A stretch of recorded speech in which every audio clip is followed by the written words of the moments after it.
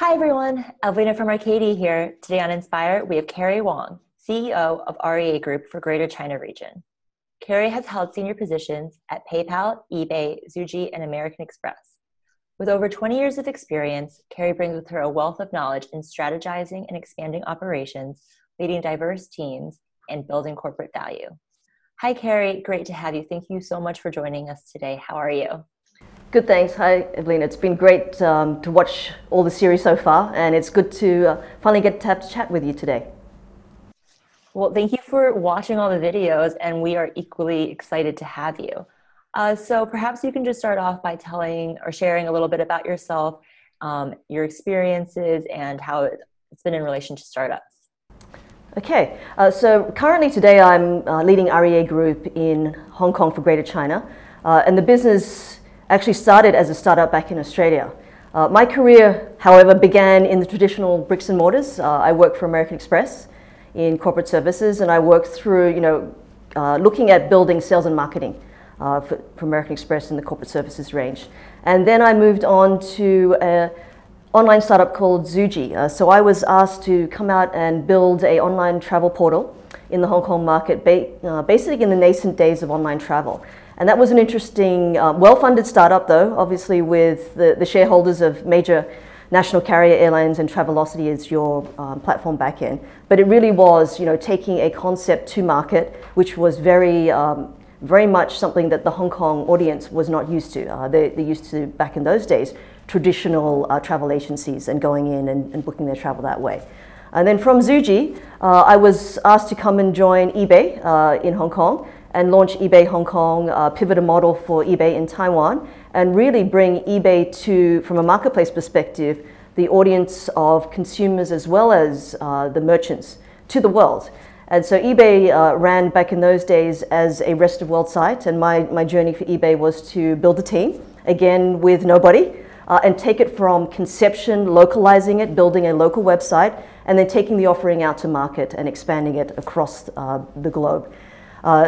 After I did that, they asked me to do the same thing for PayPal. So PayPal again, we started PayPal in Hong Kong. We also started PayPal for Taiwan and also entered Korea. So very diverse markets again in terms of e-commerce and payment.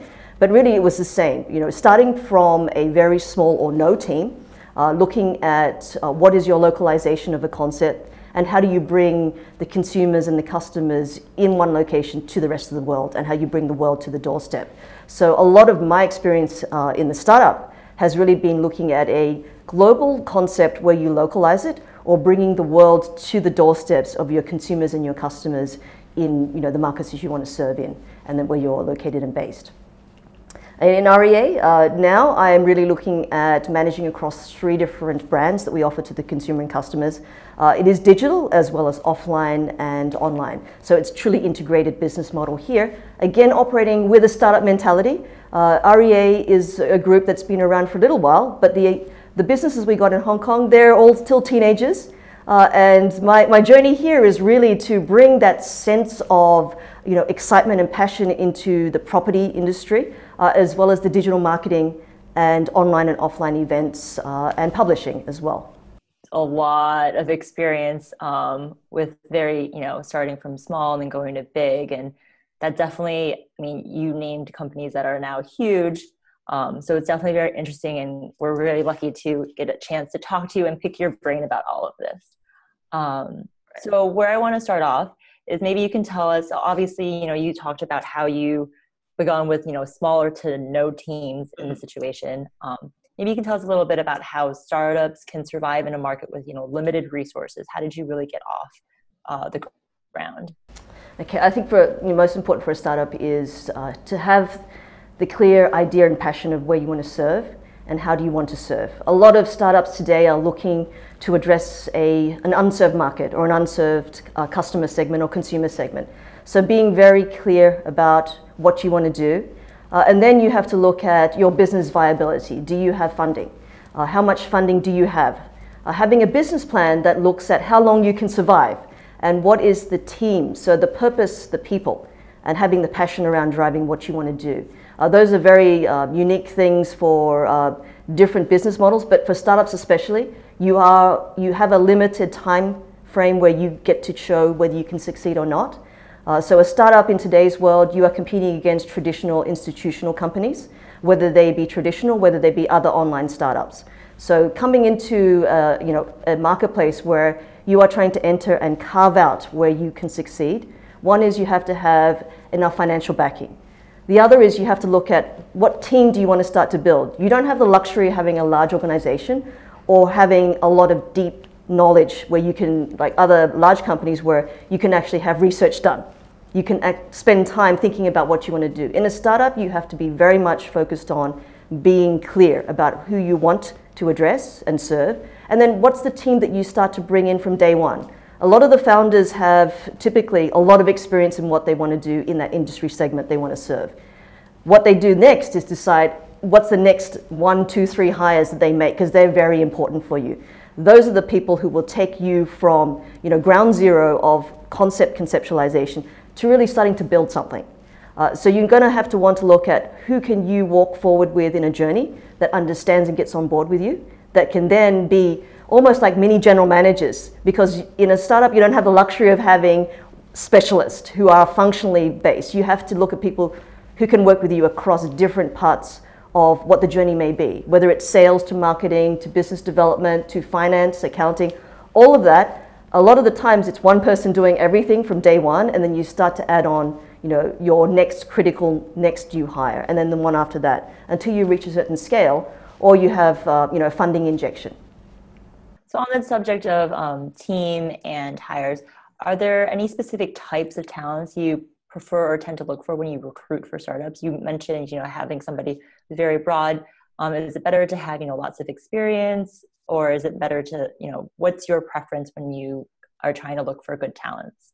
Yes, I think in the initial days of when you're starting up, you need people with experience. That's because you will have to leverage all of the different perspectives that may come with one person and one hire.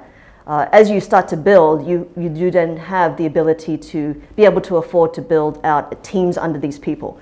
But essentially what you want to build as a founder or a partnership is to see which talent you bring in at the right time. So is it sales that you need? Is it marketing? If you're an online, is it tech and developers? And you do the sales and you do the marketing and business development. So you really need to look at your business plan. What is essential in the different phases of a startup, from setting up an office to engaging the platform build or the service that you want to build.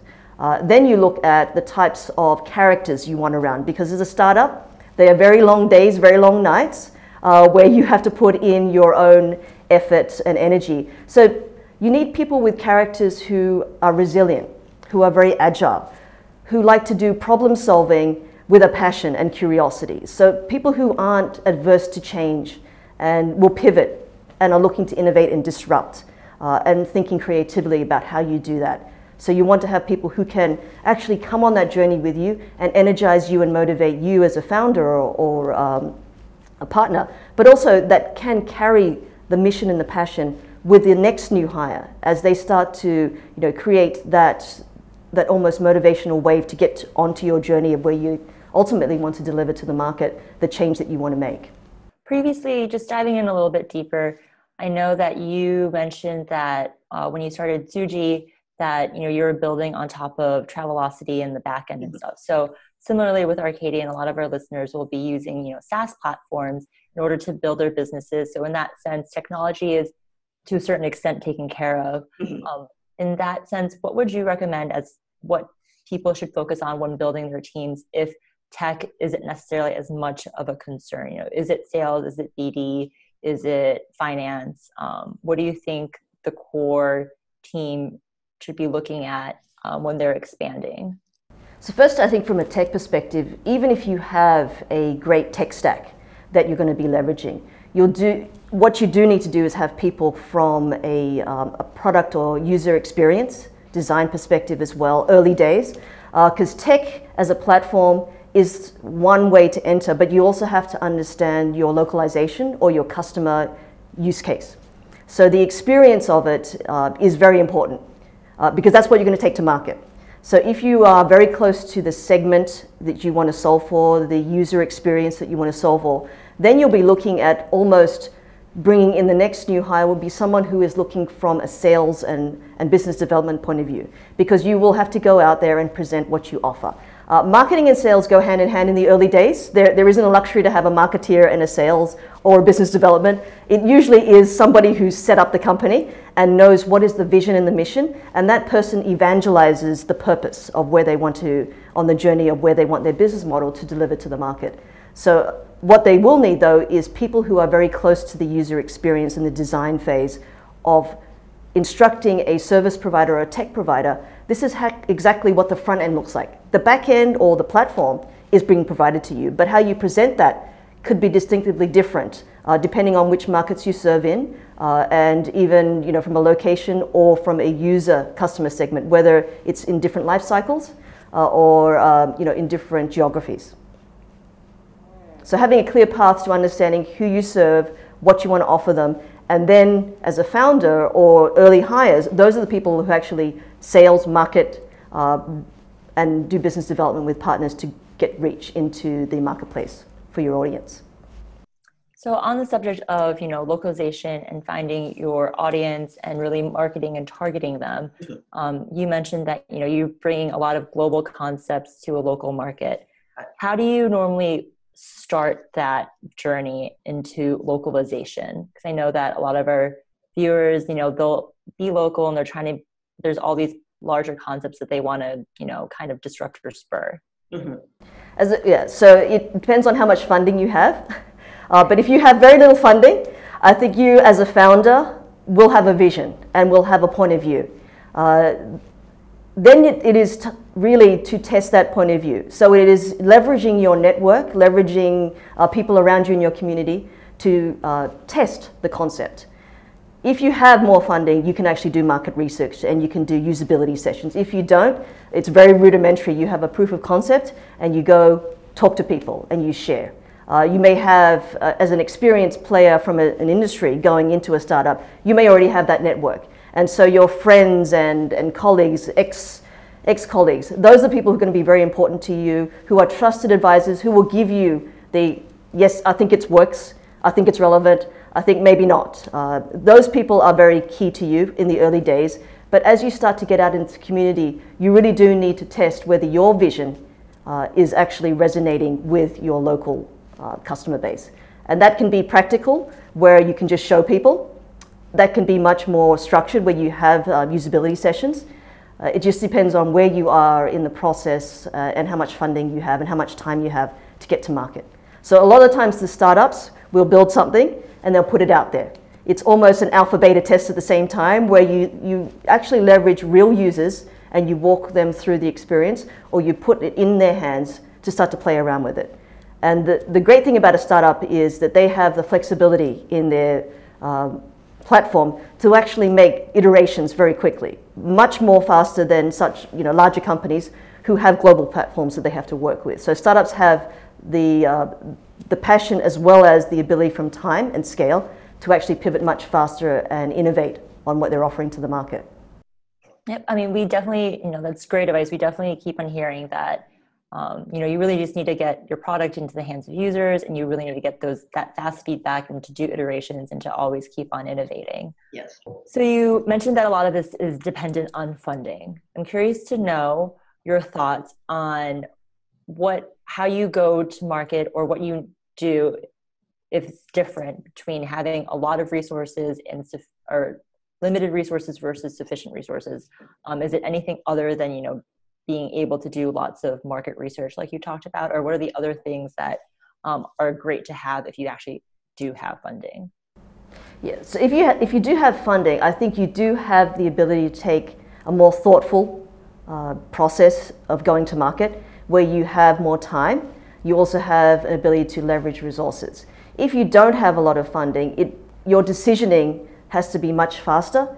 Your ability to get information is actually going to be much more limited. So you will have to use much more intuition in terms of what the information is coming back to you. So if you have lots of funding, you can do usability studies, and you can actually sample many more people in terms of what your product is offering, and get more of a broad range of feedback to make decisions on what you want to do to change your platform or your user experience. If you have very limited funding, maybe you do something at a small scale and you lead with that from an intuitive basis. Your experience is something that you're going to have to leverage. You're going to have to leverage all of your team in terms of the experience they bring. And then you'll probably have to rely on a lot of other people in your network and your team's network to help fill in those gaps for you in terms of informing you whether you are bringing something that is relevant, that will get adoption. And as you start to put it into market, if you have a limited fund, early adoption is one of the key signs, whether people start to actually adopt it and the word of mouth gets around for startups. A lot of it is about, I've seen this great thing, how do I use a lot of the different tools out there today that wasn't available to startups in previous. There's a lot of social media networks where you can get and build your own awareness through different channels on social media, showing and showcasing your product, doing videos, doing user sort of sharing likes. You can encourage that to try and get your message out there of what you're launching to market. If you have funding, obviously you have the luxury of trying to do a little bit of marketing and incentive-based adoption. So there's different ways that you can try to drive people to use and adopt your product depending on really where you sit in terms of your resourcing and your product funding pipeline. You mentioned a lot of very interesting points, especially when it comes to the different ways that you can expand adoption. And obviously throughout the years, you were very at the forefront of, when online travel was just beginning, and now, through PayPal and then now REA. So you've kind of spanned the gamut of everything. I'm curious to know, how have you seen everything in this regard changing of how to reach your audience, what used to be, what is now, and what you see happening in the future? Yes, I think the early days when I entered the online internet space, it was very nascent. Zuji, that was the time when we launched Zuji. You did rely a lot on traditional media to promote your product, whether it be TVCs, print advertising, billboards. And we launched Zuji in a way that leveraged both traditional media to market the product and get adoption, but we also used interactive digital media as well. That has become very much more the way to drive adoption, especially for a startup who's doing an online platform. Over the years, you've seen really advertisers who are trying to promote their products, whether they're a startup or traditional businesses, going from an offline traditional print and TVC billboards for above-the-line campaigns to looking at integrated marketing. And so today what you'll see is online adoption actually is very much driven by the interactiveness of how you promote your products and your services, where someone can engage with you both in a offline space, whether you're retail or whether you are payment or whether you're doing property searching. You can engage with the products and services in a traditional offline manner, but how it actually resonates and get adoption and brand recognition is actually having it in every touch point that you can reach your consumer or your customer with. And that has changed over the years, where you see digital marketing has grown from 1% of an advertiser's budget over the years to now in some spaces tipping the scales of 50%. So it really depends on how you, as a startup business model, are you an online model? Then you will definitely be looking at leveraging a lot more of an online experience and communication. If you're offline, you see traditional advertisers also coming very much more online and trying to interact, because as you see, traditional media is one way that you reach people today, but most everybody today is on a device. And so we spend more time on our device, whether it's a mobile or a notebook laptop or a pad device, than we do actually watching traditional media or consuming traditional media. So that's something to take into as one of the changes that I've seen over the years. The other is the influence of social.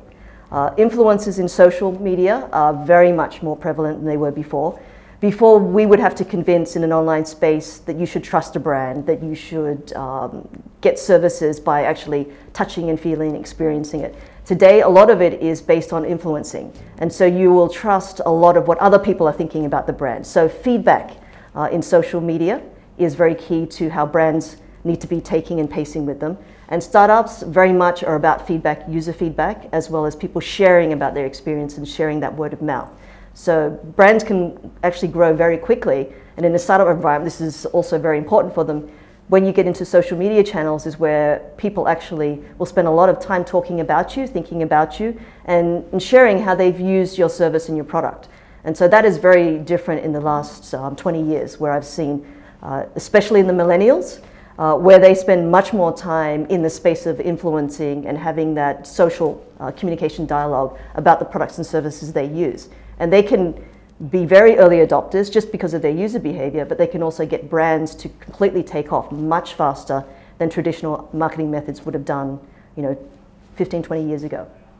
So interesting. I mean, trust is such a big challenge and something that, all companies need to overcome, and specifically online ones and online marketplaces, because you need trust between the merchants and the users, and then your actual, the actual marketplace itself. And you mentioned, the use of influencers nowadays.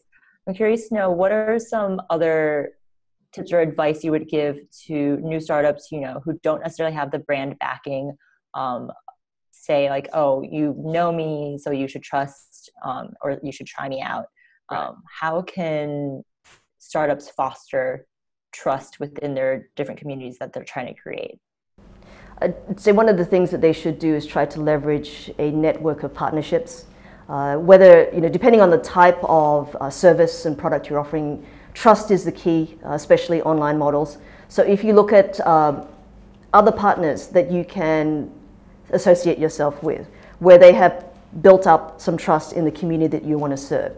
So if it is an association, industry, other industry bodies, they also encourage a lot of startups in their field, because they want to look at how do we expand how we serve our industry and our customer segments. So if there are those trusted advisors, partners that you can start to network with, and startups do have to do a lot of networking in order to spread their brand reach, but also to understand if they really are developing something that will serve and that will take some from one space where you're probably serving a very small base, to how do they then scale that to be much more relevant across a larger community, or even across different geographic locations as their adoption starts to pick up. And a lot of startups will think local first because it's practical in their early days.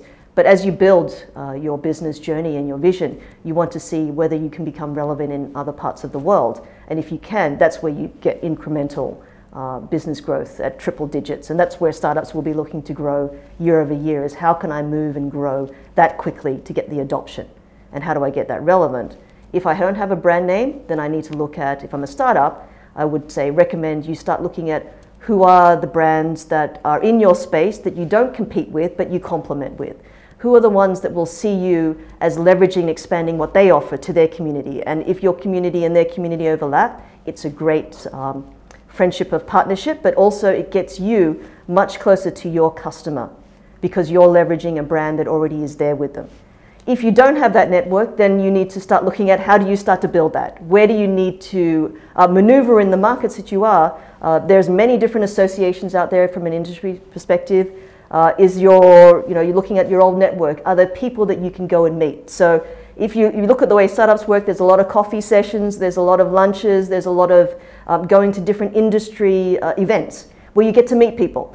And you may not be one of the booths, you may not be one of the promoters, but you can work your way around these events and start to meet a lot of influential industry players. And you can learn from them and ask them advice. And someone who's coming into the startup world, they should be very mindful of a lot of folks in larger companies are very willing to give you advice and help you out. A lot of startups that are opened are really by people who've been in the industry for quite some time, so they can go back to their old, ex-colleague alumni groups and ask for help, ask for advice, or potentially ask for business partnership. And that's where they should be looking at the immediate, where they don't have to spend a lot of time trying to market themselves, but they can build that based on relationship and based on, really being passionate about their vision and trying to, get people to come on that journey with them.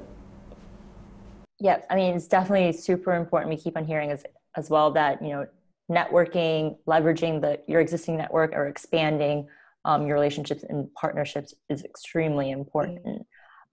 So maybe in your opinion, what are some really good examples of finding a partnership or somebody in your space that is a, not a competitor, but a very good complement to your services? Do you have any, prime examples out there that you think that where two brands or two companies really helped each other out? Well, I think the obvious example back in the original days was eBay and PayPal, where you had e-commerce, marketplace, and you have payment, where there's complementary brands that start together, and they do have a use case that actually relies on each other. So if you're looking at complementary startups, it really is to see where you don't compete, but you actually serve the same customer segment, but you're at different parts of that customer cycle. Other ones, I would say that when you look at any other online startup, it's always payment. So whatever service you're trying to do, payment is one of the things that enables a transaction to happen. So a lot of, as you see, a lot of traditional businesses now are going with startups in payment, but also payment providers are looking at going into different types of transactional environments, whether it's retail, whether it's services. You can now pay for your utilities online, but you need payment. So these are the types of things where startups have come into the world of even ordering online, ordering ahead, but you still need a restaurant, you still need an application that helps you order from a menu, and then you would love to have a payment so that actually from a consumer point of view, you can do everything in one user experience. So these are sort of the complementary ones where you see a lot of the startups today will integrate with each other. So you see the likes of large shared spaces offerings out there. They'll have payment so you can actually book online, you can then pay online, and so from a consumer experience, you've actually completed the transaction and the booking confirmation comes through from the service provider, but also from your payment provider. For us in REA, it's the same thing when we look at, we have an audience of a customer and a consumer where we're bringing to the market all of the different options that you have so that our customer segment, they want to reach people and bring people into their shop fronts, which traditionally the branches and the agents, or they want to promote their properties online. Then you will have a content in terms of 360 degree, you'll have visual tools, you'll have the ability to go and see where you are in terms of search, and where a lot of location-based integration comes in now, because as you know, from a consumer point of view, you're very time poor. So anyone who's offering you a service is, how do I save my time? How do I save my money? How do I bring all of that content to one screen? Whether that be a screen, online, in your laptop, or a lot of the times on your mobile, or whether it be integrated, where I see a lot of the information offline, but also online, and I can actually mirror my experience and do further research. But those are sort of the complementary ones where if you are in the same transaction, that's how you complement and you don't compete, because you each have a role to play in the consumer journey. And so those are the ones that actually work the best, where you can actually show the consumer that the customer or your supplier actually can deliver a service, but the consumer can actually complete that and get on to do what they really wanted to do, which is maybe go on to travel, buy a property, or ship something that is unique that they bought halfway around the world. Definitely very sound advice and very key to find those partnerships. So we've been talking about building and expanding businesses. Are there any other key points to note that you'd like for anybody listening to also be aware of, besides building partnerships, strategizing with your localization, and getting those quick feedback loops from actual users? Yeah, I'd say in business today, business moves very fast, especially for a startup. So I think when you're in business today, it is to really know what your purpose is. It is being passionate about your purpose. As you want to build that purpose, you need to look at the people that you have and surround yourself with on that journey. So you really need to look at talent. And talent is actually the key lever that you have to pull when you're in a startup. The other is, as you get to build out your purpose and with the people that you hire and the talent, is really learning fast and failing fast and being decisive about what you need to change and disrupt, As a startup, you do have the luxury of really innovating and disrupting yourself much faster than a traditional industry player. And that's the advantage that you have. A lot of the traditional larger companies move slower. Startups have the advantage to be able to learn, see where the adoption is or where it isn't, and to really call and fail fast, and then to move on and pivot, disrupt, innovate to get to your next step on your journey to change the world. Nice. So only a couple more questions before we wrap up. Mm-hmm. But obviously you've had all this experience. It's been really great hearing about, all what you've been doing in order to expand and grow and build teams. I'm curious to know, what were some of the biggest challenges that you faced in operating, these businesses or startups that you experienced? I think over the years, it's the common theme for anyone coming in from a startup environment is to really know whether your product, your service that you want to serve will work. Depending on when you're entering the market and the readiness of the market to accept what you're offering. And startups are looking at seeing around the corner and trying to serve an unserved segment of the market. So the challenges that, across the startups that I've worked in is really coming in early into the market and trying to shape the market, educate the market about what you're trying to do. And the great thing about it is seeing that growth and seeing that understanding take off is really very rewarding and motivates you to go further and to want to aspire more. But it is early days in a startup when you're thinking about, is this thing really going to work? Do I really understand where I can serve that no one else has served before?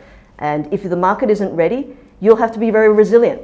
And a lot of times it takes, getting up every day saying, okay, that was a tough day today. Today's going to be even better because, now I understand from yesterday's lessons that today we're still on that journey to educate the market.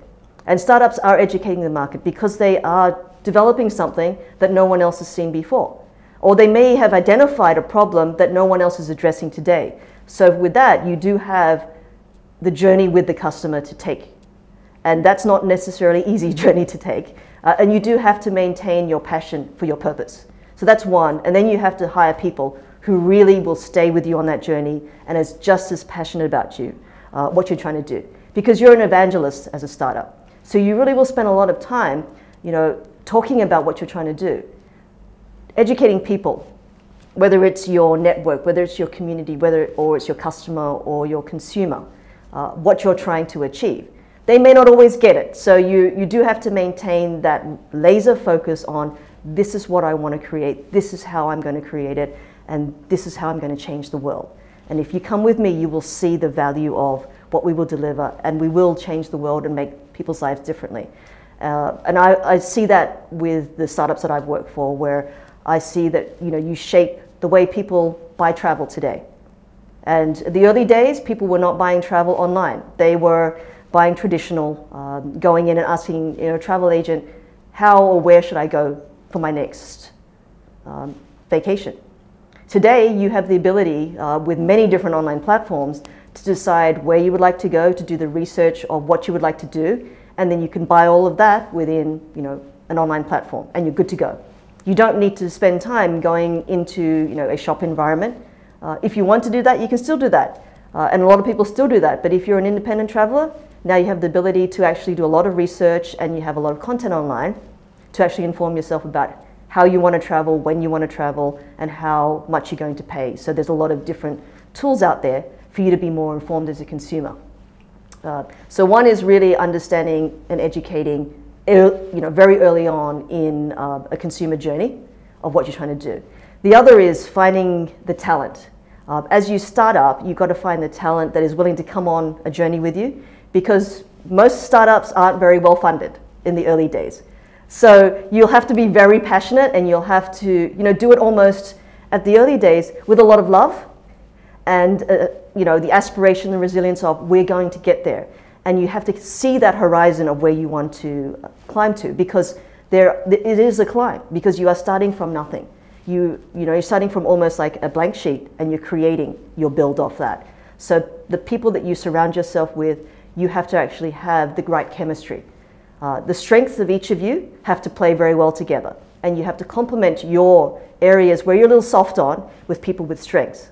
And they may not all be the same types of people. They shouldn't be the same types of people. So building that right team in the early days is actually key to where you can actually move faster, because you're looking at a team that is going to be broad. They're going to be not specialists. They're going to be people who can leverage experience from different industries or different functions that they've come from in life. But they're also going to be learning how to do other things that they've never done before. And they're going to be supported by people who may be strong in that area, but maybe not. So a lot of the times it's actually really problem solving together. You don't have a roadmap, you don't have a playbook, you're creating it. So you have to find people who are willing to go in a journey with you, and they're excited by it. They're energized by it, because some days you don't know what you're doing. And that's probably the best days that you have in a startup, is when you start the day and you think, how am I going to solve this? And at the end of the day, you realize you've actually progressed quite a lot, but you wouldn't have known that at the beginning of the day. And so people that you surround yourself with like that, who are energized by it, who don't need that structured environment and learn on the job, those are the folks that you take in with you, who are willing to continue to stay with you with that. Wonderful. Thank you so much. Thank you, everybody, for tuning in and listening on today's session of Inspire. Until next time, be inspired. Thank you.